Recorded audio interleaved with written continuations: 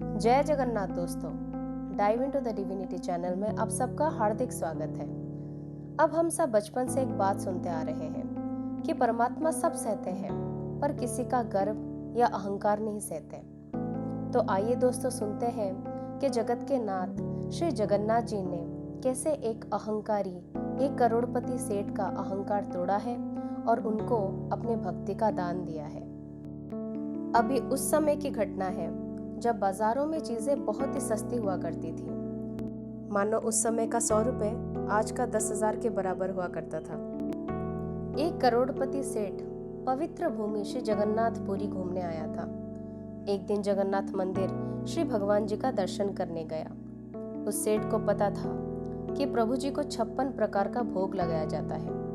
उसने सारे पंडाओं को बताया कि जगन्नाथ जी को समर्पित करने के लिए किसी एक समय का भोग आप निश्चित करिए।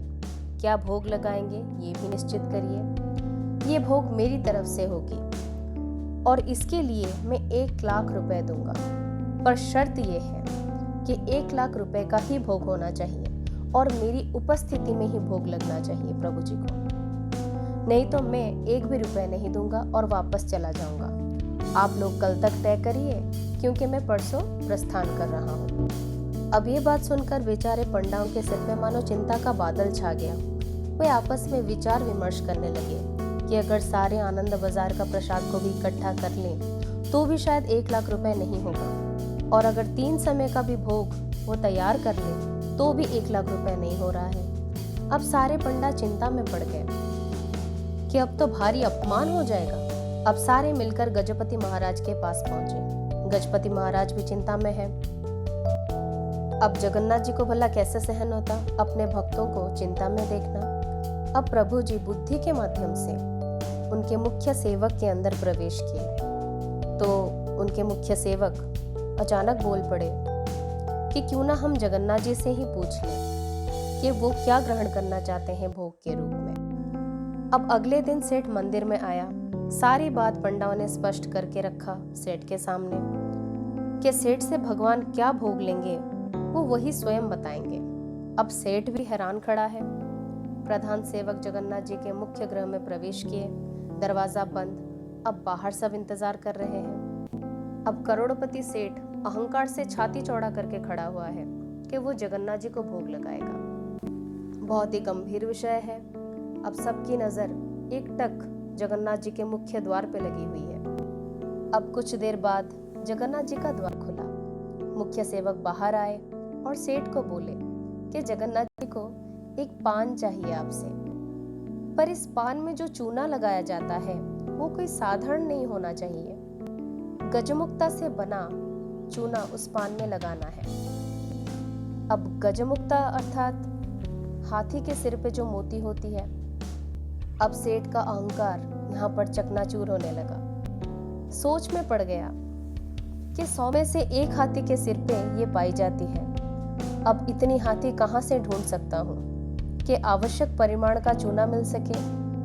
अब हाथियों को ढूंढ भी लूं तो बिना उनको मारे मोती संग्रह नहीं कर सकता। अब सेठ का सिर चक्कर खाने लगा। वो समझ गया कि ये असंभव है उसके लिए। शर्म से उसकी आंखें झुक गई। रुद्ध स्वर में आंखों में आंसू लिए जगन्नाथ जी के चरणों में गिर गया। बार बार जगन्नाथ जी से माफी मांगने लगा।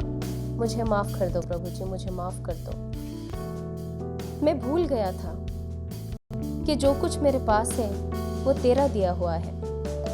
अरे मैं तो इतना गरीब हूँ कि आपको एक पान तक नहीं दे सकता। ये बोलते हुए उसने अपने आप को प्रभु श्री जगन्नाथ जी के चरणों में समर्पित कर दिया और प्रभु जी की भक्ति में डूब गया। चारों ओर बस जय जगन्नाथ की ध्वनि सुनाई दी। अब दोस्तों मन में कई बार ये प्रश्न उठता है कि प्रभु जी क्यों अहंकार का नाश कराते हैं। हम सब उनकी ही रचना है। ये दृश्य अदृश्य रचना सब उनकी है। अहंकार भी उन्हीं की रचना है, लेकिन अहंकार पंगु है। इसके 2 वैशाखी हैं, एक मैं और एक मेरा।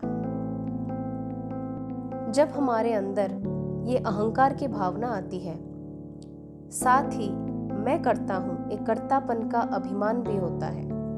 अब कर्म तक तो ठीक है, पर इसी कर्तापन के अभिमान से कर्म का फल भी हमको भुगतना पड़ेगा और हम इसी चक्रव्यूह में और धंसते रहते हैं। लेकिन अगर ये भाव रखते हैं कि सब परमात्मा का दिया हुआ प्रसाद है, हमारे हाथों जो कर्म हो रही है ये भी वही कराता है, तो उसी क्षण से मानो हमको फल तो मिलेगा, लेकिन बुरी से बुरी, बड़ी से बड़ी विपदा से भी प्रभु जी कब पार करा देंगे पता भी नहीं चलेगा। वो भक्तों को अहंकार रहित करते हैं तो ये उनकी कृपा है, क्योंकि उनका एक नाम करुणा निधान भी है।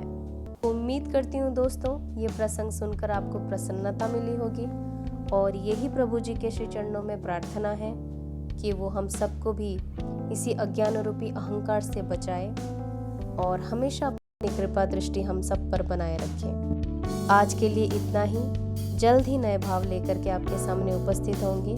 तब तक के लिए जय जगन्नाथ।